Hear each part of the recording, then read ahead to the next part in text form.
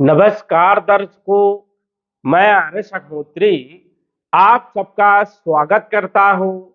दर्शकों, आज हम बात करेंगे 2 फरवरी से लेकर 8 फरवरी तक का साप्ताहिक राशिफल को लेकर, जो कि तुला राशि वालों के लिए रहने वाला है।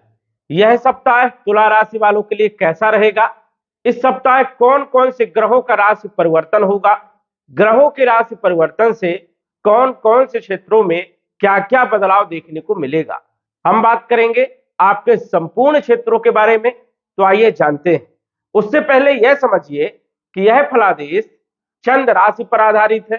नाम राशि के आधार पर भी जान सकते हैं और लग्न राशि के आधार पर भी जान सकते हैं। ये जो आप कुंडली देख रहे हैं, 2 फरवरी से लेकर के 8 फरवरी तक के ग्रहों की स्थिति के बारे में यहां पर दिखाया गया है। 4 ग्रह जो कि चौथे भाव में मकर राशि में गोचर कर रहे हैं, इसमें से 2 ग्रहों का राशि परिवर्तन हो जाएगा इस सप्ताह। 3 तारीख को बुध आ जाएंगे पंचम भाव में कुंभ राशि में, और 6 तारीख को कुंभ राशि में शुक्र आ जाएंगे राशि परिवर्तन करके। और ये दोनों ग्रह बुध और शुक्र राहु के साथ गोचर करेंगे। सूर्य और मंगल चौथे भाव में मकर राशि में ही रहेंगे, राहु पंचम भाव में, शनि छठे भाव में, गुरु नवम भाव में। चंद्रमा इस सप्ताह कर्क राशि में, सिंह राशि में, कन्या राशि में और आपकी राशि तुला राशि में गोचर करेंगे। और केतु जो है एकादश भाव में सिंह राशि में गोचर करेंगे। इन ग्रहों का प्रभाव हमारे लिए किन क्षेत्रों के लिए पॉजिटिव रहेगा, किन क्षेत्रों के लिए नेगेटिव रहेगा, बचाव के लिए हमें क्या उपाय करना चाहिए, संपूर्ण क्षेत्रों के बारे में चर्चा करेंगे। सबसे पहले हम बात करेंगे चंद्रमा के बारे में, क्योंकि चंद्रमा का फलादेश सबसे ज्यादा महत्वपूर्ण माना जाता है। चंद्रमा हमारे मन पर विशेष प्रभाव डालता है। साथ ही साथ देखा जाए तो चंद्रमा की जो गति है वो सबसे ज्यादा तीव्र होने के कारण मन और मस्तिष्क दोनों पर सबसे ज्यादा प्रभाव देखने को मिलता है।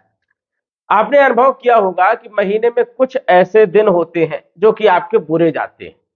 अब बुरे इसलिए जाते हैं क्योंकि चंद्रमा की पोजीशन ठीक नहीं होती।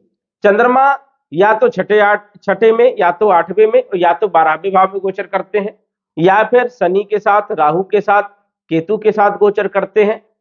तो चंद्रमा पीड़ित हो जाते हैं और इससे जो है हमारे मन पर भी जो है कहीं ना कहीं दुष्प्रभाव देखने को मिलता है।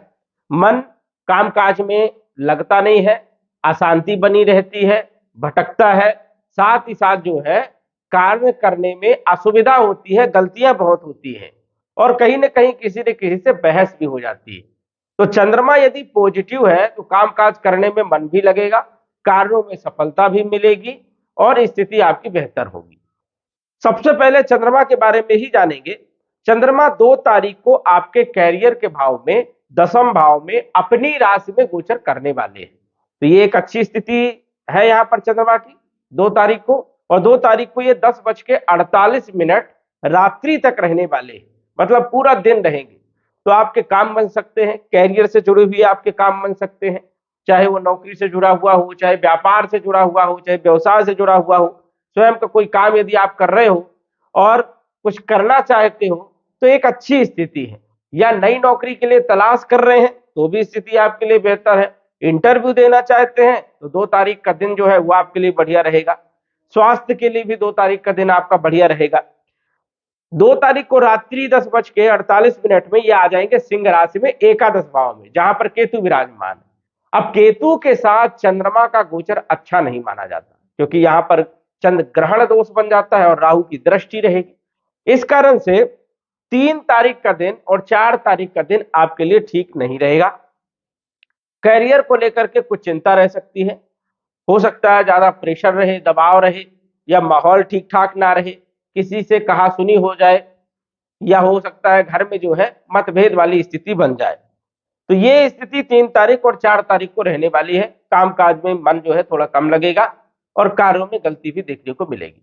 तो 3 तारीख और 4 तारीख को जो है कोई भी काम यदि आप कर रहे हो तो उसको आपको अवॉइड करना है। 5 तारीख को सुबह सुबह चंद्रमा 12वें भाव में आ जाएंगे और 12वें भाव में चंद्रमा अच्छे नहीं माने जाते हैं। 5 तारीख को भी 12वें भाव में रहेंगे, 6 तारीख को भी 12वें भाव में रहेंगे और 7 तारीख को दोपहर 1:22 तक 12वें भाव में रहेंगे। 7 तारीख को दोपहर 1:22 में राशि परिवर्तन करके आपकी राशि तुला राशि में आ जाएंगे।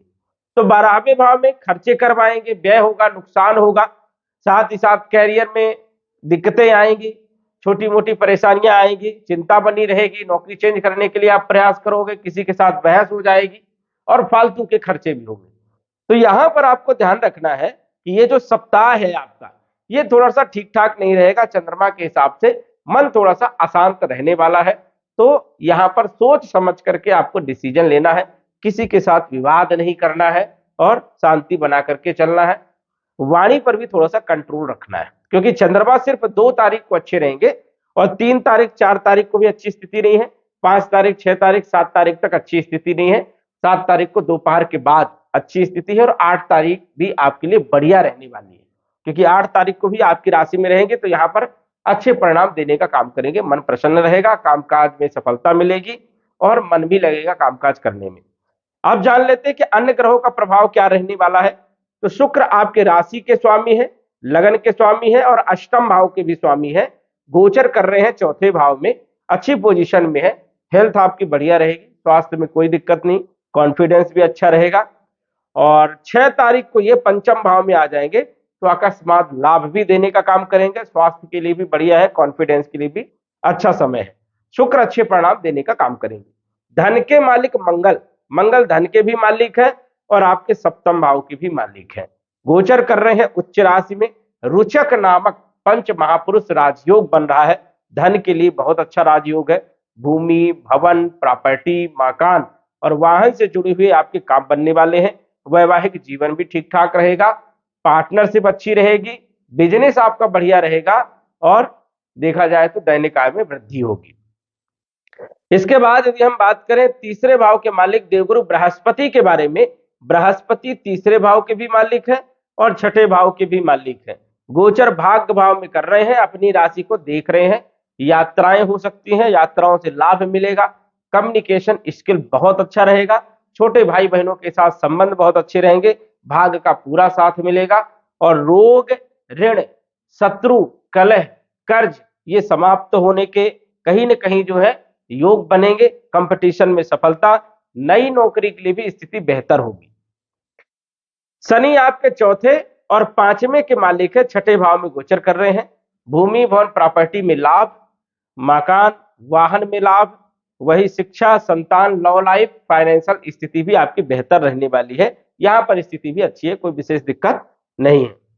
इसके बाद यदि हम चर्चा करें सूर्य देव के बारे में, जो कि एकादश भाव के मालिक है और गोचर कर रहे हैं 4थे भाव में, लाभ के मालिक है, सुख भाव में गोचर कर रहे हैं, सुखों में वृद्धि करेंगे, लाभ देंगे, आय में वृद्धि करेंगे, ये भी अच्छी स्थिति है।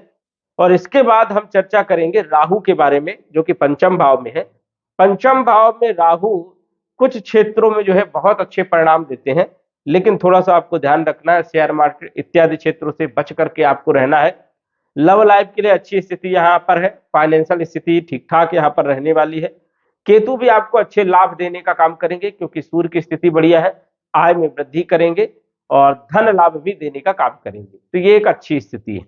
कुल मिलाकर के यदि हम बात करें तो तुला राशि वालों के लिए यह सप्ताह है, अन्य ग्रहों के लिए तो ठीक है, लेकिन चंद्रमा की स्थिति ठीक ना होने के कारण थोड़ा सा मन में अशांति बनी रहेगी, कामकाज को लेकर के भी चिंता इस सप्ताह रहेगी। तो चंद्रमा पर थोड़ा सा फोकस करना है और शिव जी की आराधना करना है, ओम सोम सोमाय नमः इस मंत्र का जप भी आपको इस सप्ताह करना है, जिससे स्थिति आपकी बेहतर हो और अच्छे लाभ भी आपको देखने को मिले। बुध के बारे में हम भूल गए, बुध आपके भाग्य के भी मालिक है और 12वें भाव के मालिक है, गोचर कर रहे हैं 4th भाव में, केंद्र त्रिकोण राजयोग और लक्ष्मी नारायण राजयोग बना करके 3 फरवरी तक बुध यहाँ पर रहेंगे, एक अच्छी स्थिति है, कोई विशेष यहाँ पर दिक्कत वाली बात नहीं है, बुद्धि अच्छी रहेगी, भाग्य का साथ मिलेगा, विदेश से जुड़े हुए कार्य आपके बनने वाले हैं और यही बुध पंचम भाव में आ जाएंगे 3 फरवरी को, तो और अच्छी स्थिति यहाँ पर बन जाएगी, नवम पंचम राजयोग, साथ ही साथ जो है शुक्र भी यहाँ पर रहेंगे, तो लक्ष्मी नारायण राजयोग भी बनेगा, लेकिन 3 तारीख के बाद थोड़ा सा बुद्धि जो है आपको ध्यान रखना है कि बुद्धि गलत डिसीजन ना ले, आपको गलत डिसीजन नहीं लेना है, सोच समझ करके विचार करके ही कोई बड़े कार्यों में डिसीजन आपको लेना है, इस चीज का आपको विशेष तौर पर ध्यान रखना है। वैसे सब स्थिति ठीक ठाक है, लेकिन जो हमने बताया वहां पर आपको सावधानी रखना होगा।